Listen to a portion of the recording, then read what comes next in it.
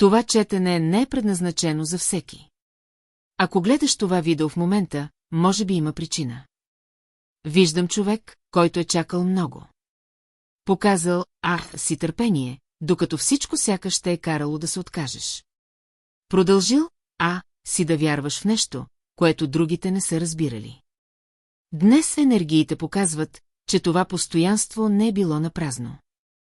Виждам награда, която идва след дълъг период на чакане.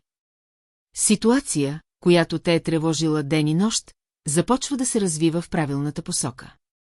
Някой може също да се върне при теб с обяснение, предложение или истина, която е била скрита досега. Виждам и финансово подобрение.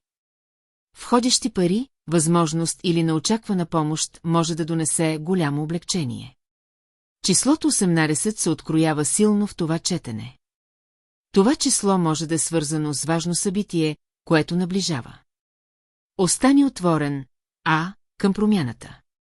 Понякога това, което възприемаме като забавяне, всъщност е подготовка за нещо по-голямо. Ако приемаш това съобщение с доверие, напиши: това, което ми е предназначено, идва към мен. За персонализирано четене на твоята любовна, финансова или духовна ситуация, пиши ми лично. Една страница се обръща, а следващата може да бъде много по-красива от предишната.